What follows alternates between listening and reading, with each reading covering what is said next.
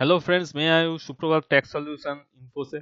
आज मैं आपको दिखाने वाला हूँ या फिर इंफॉर्मेशन शेयर करने वाला हूँ tax liabilities and ITC comparison नया टूल के बारे में दिखाऊंगा। तो इधर 17, 18, 18, 19, 19, 20 और करंट ईयर सबका ही दिखाई दे रहा है। तो हम लोग फिलहाल 19, 20 का एक बार देख लेते हैं क्या है और क्या नहीं है। तो देखिए, पहले आ रहा है tax liability and ITC statement. Friends, इधर क्या है, tax liability as per GSTR 1 and as per GSTR 3। मतलब मैंने जो क्वार्टरली जीएसटीआर 3 भी फाइल किया और क्वार्टरली जो जीएसटीआर 1 फाइल किया, उसका जो आउटपुट लाइबिलिटी है वो शो कर रहा है। उसके बाद ए वाला कॉलम क्या है, ITC claimed in GSTR 3B and accrued as per GSTR 2A। मतलब मैंने जो जीएसटीआर 3B में इनपुट लिया है उसका फिगर दिखा दे रहा है। और उसके बाद जीएसटीआर 2A मतलब हम लोग जो जानते हैं ऑटो पॉपुलेटेड जो होता है इनपुट टैक्स क्रेडिट, उसका जो फिगर वो शो कर रहा है। उसका एक तो कंपैरिजन टूल उन्होंने दे दिया कॉलम में। उसके बाद क्या है, tax liability other than export. Export मेरा क्लाइंट का नहीं है, तो इस क्लाइंट का जो है, ये जो ये जो कॉलम है, tax liability declared in GSTR 3B during the month. मतलब आपने 3B में जितना टैक्स लायबिलिटी मतलब सेल का जो टैक्स होता है, जितना भी आपने 3B में मंथली में या मंथली में जो डिक्लेयर किया है उसका figure, IGST, CGST, SGST figure, ये जो कॉलम है वो जो मतलब क्लाइंट खुद रिटर्न फाइल करके डिक्लेयर किया है वही है। देखिए, लायबिलिटी डिक्लेयर्ड इन जीएसटीआर 3 मतलब आप खुद ने जो डिक्लेयर किया है वो। और ये कलम क्या है, tax liability declared in GSTR 1 other than reverses. मतलब जीएसटीआर 1 में जो आपने सेल या सप्लाई जो भी आप बोलेंगे, जो आप खुद फाइल किया है उसका जो फिगर है वो बोल रहे हैं। ये अलग क्या होगा, मंथली नहीं है, एक क्वार्टरली है, तो क्वार्टरली जो है वही शो कर रहा है। तो हो गया इसका। उसके बाद क्या आता है, देखिए, tax liability due to reverse charge.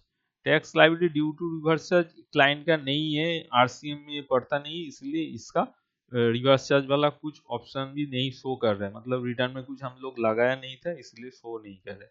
उसके बाद क्या है, tax liability due to export and ACZ supply. मतलब अगर किसी को आप एक्सपोर्ट करते भारत के बाहर विदेश में या फिर एसीजेड में आप सप्लाई करते हैं, तो उसका डिटेल वो भी क्लाइंट नहीं करते हैं। उसके बाद क्या है, input tax credit claim and due other than import of goods. Import of goods छोड़ के जो भी है उसका दिखाई दे रहा है। क्या बोल रहा है, ITC claimed in GSTR 3B during the month. मतलब हर एक महीने में आपने जितना क्लेम किया है, क्लेम हम लोग कहाँ करते हैं, 3B में करते हैं। तो 3B में देखिए क्या क्या आपने क्लेम किया है, हर एक महीना में आपका शो कर रहा है, इतना इतना आपने 3B में क्लेम किया। उसके बाद क्या है, ये column ITC auto drafted in GSTR 2A during the month. मतलब ऑटो पॉपुलेटेड हम होते हैं ना, हम लोग बोलते हैं जीएसटीआर 2 में आईटीसी जो ऑटो पॉपुलेटेड हुआ है उस वाला कॉलम है। ये कहाँ से शुरू होता है, इधर से, आईजीएसटी, सीजीएसटी, एसजीएसटी, यही कॉलम है।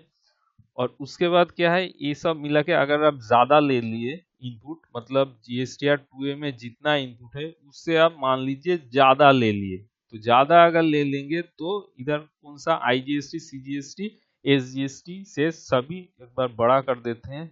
दिखाई नहीं दे रहा है, देखिए सबका एक तो कॉलम बना है, शॉर्टफॉल कितना है ये सबका और क्यूमुलेटिव कितना है, तो ये सबका एक तो फिगर ये लोग दिखाने के लिए रख दिया। मतलब आपने ऑटो पॉपुलेटेड जितना हुआ है 2A में उससे ज्यादा आपने इनपुट क्लेम कर लिया, तो उसका फिगर इधर आ जाएगा।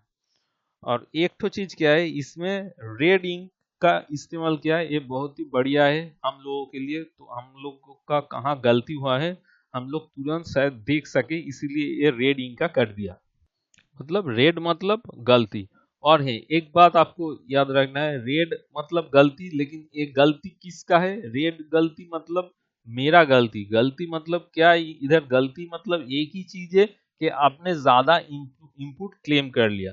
एक बात दोस्तों याद रखना, अगर आपने ज्यादा इनपुट नहीं क्लेम किया, मान लीजिए ऑटो पॉपुलेटेड हुआ है 2A में 100 रुपया और आपने क्लेम किया 80 रुपया, उसका जो फिगर दिखाई देगा 20 रुपया, मतलब एग्जाम्पल के तौर पर आपको बोल रहा हूँ, तो वो रेड इंक में नहीं होगा।